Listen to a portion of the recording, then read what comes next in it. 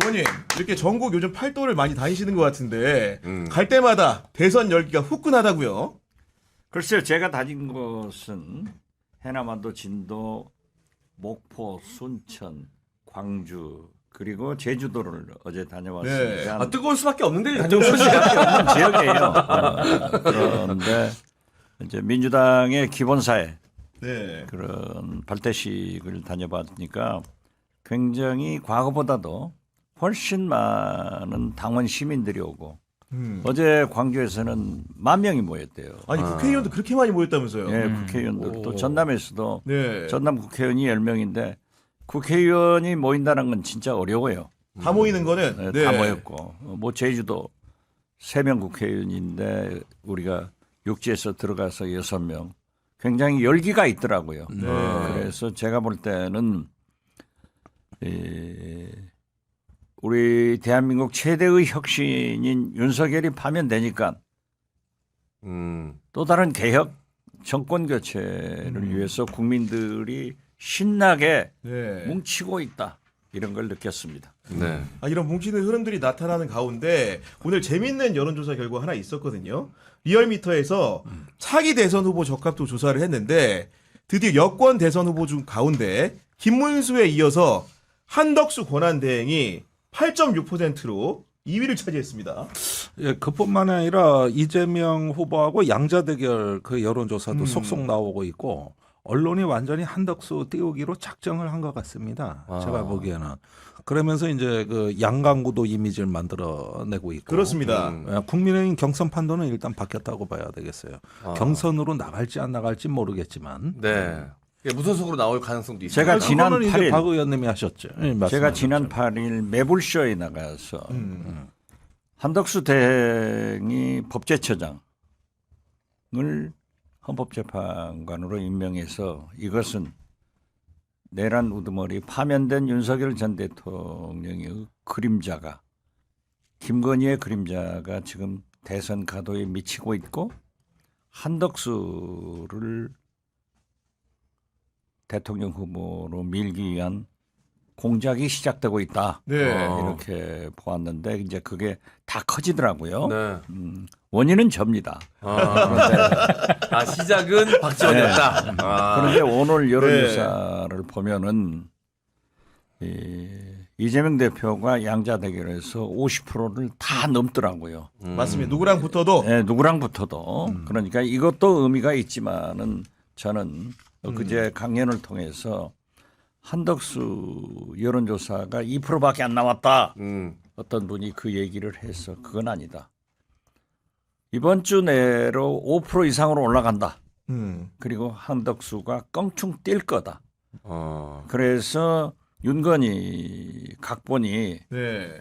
누군가에 의거해서 연출되고 있는데 국민의힘 의원들은 또 극우 보수들은 한덕수를 띄울 것이다. 이렇게 하고 저는 여론조사가 올라갈 것이다 했는데 오늘 상당히 많이 올라갔네요. 그런 상황이기 때문에 변수를 지켜봐야 될 것 같은데 저희가 이제 사전에 여론조사를 하나 진행을 하고 있었는데 네. 내용은 무엇이냐 여권에서 한덕수 차출론이 계속 나오고 있는데 과연 한덕수가 출마할 것이냐 말 것이냐 이지선다형으로 여러분들의 질문을 드렸는데 그 1,500명 정도가 참여해 주셨습니다. 75%가 출마한다. 25%가 불출마한다. 그러니까 여론은 출마하는 것으로 생각하는 여론이 많은데 그래도 우리 박지원 의원님은 불출마한다라고 분명히 보시는 것이죠. 저는 그렇게 봅니다. 네. 어. 우리 의원님은 좀 어떻습니까? 이거 상당히 어려운 문제인데 저는 반기문 시나리오라고 아까 말씀하신 그 시나리오에 공감을 해요. 사실 그때 반기문 씨도 인천공항에 귀국할 땐 난리도 아니었거든. 보통 아니었죠. 보통이 아니었어요. 이슈가 네. 크게 됐었죠. 예. 그런데 나중에 돈 많이 든다고. 마지막 핑계는 그거였습니다. 예. 근데 그 마지막 반기문 총장이 안철수 당으로 와서 거기서 경선하겠다 해가지고 저하고 조선호텔에서 만났어요. 그렇군요. 네. 그래가지고 안 받는다. 오지 마라. 그럼 끊어버렸죠. 아 오히려 안 받는다고 하신 안 거예요? 받죠. 네. 그런 역사가 그게 불출마의 기본 백그라운드가 된 겁니까? 뭐 그럴 수도 있어요. 어떻게 됐든 제가 곧 회고록을 낼 테니까 아. 그때 사보세요. 이 와중에 책 장사. 와. 이 와중에 책 장사. 대단하죠. 와. 그러신 게 많으니까. 귀신 같았다 지금. 와. 이 와중에 책 장사. 야, 정말로 여기서 그러니까 이제, 그런 네. 다른 세 분은 그냥 보내드리는데 네. 내 재판장을 공개해서 나는 그거 공개된 건 줄 알고. 아, 다시 한번 찝었다 이거죠. 네. 그런데 묘수가 아니라 떡수가 될 것이다. 묘수가 아니라 떡수가 된다. 예. 네. 우리가 이제 저 바둑 유튜브에 구독자가 제일 많은 게 김성룡의 바둑 랩이에요. 구독자가 한 20만 명 돼요. 오, 꽤 많네. 그게 제일 인기가 높아요. 어. 그때 김성룡 구단이 네. 이 왕년의 프로 구단 아닙니까? 그렇죠. 네. 지금 자오치안이 이거 둔 거 이거 떡수입니다, 여러분. 그 말이 하도 유명하구나. 그 말이 해서 떡수입니다, 떡수입니다. 나 하도 이 말을 많이 들어가지고 지금 나온다가 75% 아니야. 네. 맞아, 떡수야. 아, 떡수야. 떡수야 이거. 저는 아. 윤건희의 노름에 한덕수 대행이 그냥 이렇게 좀 놀아나고 있는 거다. 놀아나다가 음. 나중에는 정신 차린다. 벌어질 거라고 생각을 해요. 아니 근데 한덕수 대행도 워낙 어쨌든 관료로서 정치인들을 많이 사귀었기 때문에 이 중요한 순간에는 혼자 이제 고독한 결정을 내리기보다는 현실적으로 원로 누구한테 뭐 의원님이 됐든 누구한테 물어볼 것 같은데 그런 분들은 대부분 다 의원님처럼 나가면 너만 죽는다 이런 얘기 할까요? 어떨까요? 할 수도 있고 안 할 수도 있는데 네.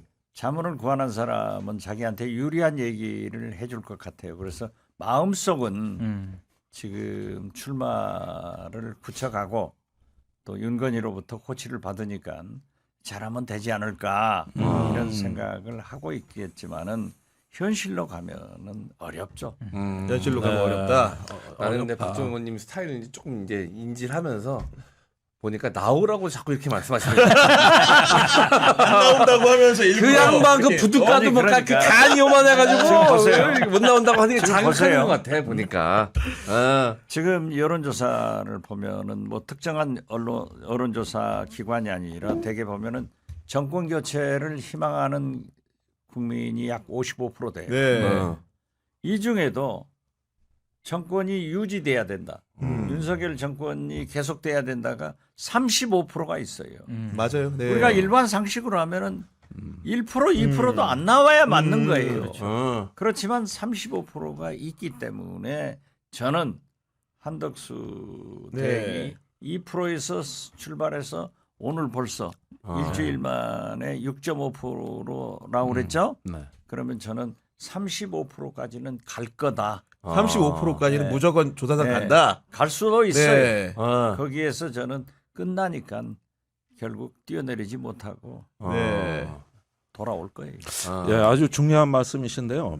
저는 민주당이 긴장해야 된다고 봅니다. 왜 긴장해야죠. 그러냐면은 지금 이제 이재명 대표 양자 3자 대결에서 다 50%를 넘고 있거든요. 네. 그러면은 평소보다도 중도층에서 표가 유입됐다는 뜻입니다. 네. 그렇죠. 네. 그렇게 봐야 되거든요. 과반이니까. 네. 네. 그러면은 지금 저기 이재명 대표께서는 그 본인의 전 대표. 비하범도를 넘어서 이제 중도층 표를 본격적으로 공략하셔야 돼요. 네. 그런데 국민의힘 전략은 당연히 중도층과 이재명 후보를 이간질하고 이걸 차단하고 거기서 몇 표라도 건지는 게 선거 막판 전략이 될 수밖에 없지 않겠습니까? 그럴 때 이 한덕수 카드를 자꾸 이렇게 띄우는 이유는 그런 어떤 신호를 발신하기 위한 거 아니냐. 나중에 후보가 되건 안 되건 말이죠. 그러면 민주당은 더 철저하게 대비하고 긴장해야 되는 거 아닌가 하는 생각이 들어요. 그렇기 때문에 우리 민주당 내부에서도 또 저도 네. 이재명 대표에게 가장 강조하는 게 보수 세력이 극우 보수로 분화돼 버렸다. 그렇기 때문에 중도 보수가 갈 길을 못 찾고 있는데 여기까지 그러니까 민주당이 이재명이 끌어안아라. 음. 그래서 DJ도 그러한 정책을 써서 네. 대통령이 당선됐고 DJ 사상 이념 뭐 과격 불안하다 했지만은 대통령이 당선돼서 가장 역사적으로 성공한 대통령이 됐지 않느냐. 네. 그러니까 DJ의 길을 가고 말 조심해라. 잘하는 것도 중요하지만은 네. 실수하면은 간다. 음. 그리고 건방 떨지 말자. 음. 골프나 선거는 고개 쳐들면 음. 진다. 겸손하자. 이런 것들을 우리 민주당에서 제가 강조하고 있는 네. 겁니다. 근데 저는 조심해야 돼요. 네. 궁금증이기도 하고요. 질문을 좀 드리고 싶은데 한덕수 대행이 중도층에게 좀 네. 어필이 됩니까? 저는 약간 거기에 굉장히 회의적이거든요. 그의 삶의 궤적을 보면은 중도층에 어필할 수 있는데 네, 그의 보수가 대통령이 윤건이란 말이에요. 그렇죠. 내란 그렇죠. 동조 세력이기 때문에 3년 같이 했잖아요. 또. 여기하고 네. 손절하지 않으면 안 돼요. 어떤 그럼요. 경우에. 네. 그러니까 그러한 것은 우리 국민의 의식을 과거 역사에서 자유당이 박근혜가 실패한 것을 그 정당들이 손절했지만은 실패한 것을 그러나 지금은 윤석열하고 손절커녕은 그쵸. 쫓아가서 아부하고 음. 다 하고 있잖아요. 네. 그렇기 때문에 그것은 어렵다 이거죠. 아니 그리고 최근에 혹시 그 이재명 그 전 대표가 대표직을 내려놓고 나서 이제 본격적으로 대선 경선에 참여하는 와중인데 오가다가 혹시 이재명 전 대표 만나신 적 있습니까? 만났죠. 만나서 혹시 무슨 얘기 나누셨는지 궁금하거든요. 뭐 저하고 무슨 얘기를 하겠어요. 아니, 그래도 뭐 그런데 잠깐이라도. 예. 아무튼 나는 네. 만날 때마다 그 얘기를 음. 하는 거예요. 말 조심해라. 화내지 마라. 화내지 마라. 다 국민이 너를 주시하고 있다. 음. 이런 얘기를 하죠. 그러니까 오늘 또 지금 보세요. 윤석열 3년, 삼성전자, 반도체, AI 다 과학이 없어져 버렸잖아요. 네. 심지어 윤석열 3년간에는 그 우리나라 영화가 얼마나 유명했냐고요. 히트작도 하나도 안 나오는 거예요. 이것이 대통령이에요. 그렇기 때문에 상징적 언행을 해야 된다. 네. 그런데 마치 오늘 그 우리가 가장 취약한 AI. 우리가 먹고 살아가야 할 그 AI 반도체 기업 반도체 퓨리오사를 갔죠. 네. 기업들을 방문한다고 해서 번쩍 떠오르더라고요. 김대중 준비된 대통령, 이재명 AI 대통령 하면은 좋겠다 해서 제가 윤호중 네. 위원장한테 선대위원장한테 얘기를 했다니까요. 네. 알겠습니다. 제 주변에 AI 쪽에서 이제 일하고 있는 엔지니어 한 분이 계셔가지고 이제 이야기를 우연찮게 네. 들었는데 지난 3년이 진짜 중요한 시기였대요. 그러니까 엄청나게 발전했고 뭐 미국뿐만이 아니라 중국, 대만, 유럽 다 AI의 엄청난 발전을 이뤄낸 시기가 지난 3년이었는데 우리나라는 거의 뒷걸음질 반대로 뛰어간 수준이라고 하더라고요. 네. 아니 네. 우리가 어렸을 때 청년 때 결혼할 때 소니, 그렇죠. 내셔널, 네. 후지 네. 이런 가전 제품들이 혼수 최고였지. 준비하는데 꿈 아니었어요? 네. 지금 현재 하나도 없잖아요. 다 삼성전자, LG전자가 잡았는데 그렇습니다. 네. 이 가전마저도 지금 뺏겨가고 있어요. 반도체 다 물론 이 IT 아마 SK가 한국이었는데. AI, HBM 먼저 좀 했다 하지만 그건 조족지열이에요. 그렇기 때문에 된 게 하나도 없다니까요. 네. 된 게. 그리고 이제 또 하나의 관전 포인트가 사실은 그 민주당 경선 같은 경우에는 1강 구조가 너무 분명하기 때문에 이번에 당내 경선에서 과연 얼마의 득표율로 민주당이 후보가 될 것인가 이게 굉장히 관심을 사고 있는 이유가 뭐냐면은 역대 최고 득표율은 그 새정치국민회의 총재 시절에 김대중 전 대통령이 77.5%를 얻었거든요. 네. 그리고 노무현 전 대통령이 72.5%를 얻었는데 그 이후에 민주당 후보들은 대부분 다 40~50%대 득표율로 후보가 됐습니다.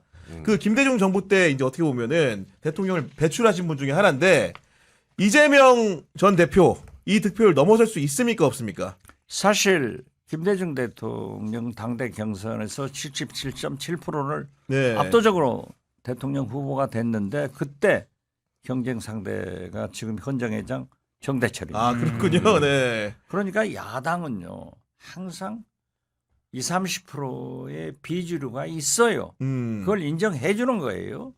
그리고 노무현 대통령도 사실 제주도에서 1등을 하지 못하고 울산에서 하니까는 광주에서 바람을 일으키는데 그 촉매 역할을 이제 공소시효가 지냈으니까 얘기하지만은 김대중 대통령이 비서실장 박지원에게 상의를 해가지고 광주시 박광태 시장한테 네. 제가 지시를 해가지고 거기에서 많이 움직여줘서 1등을 했는데 음. 그때도 72% 압도적으로 했단 말이에요.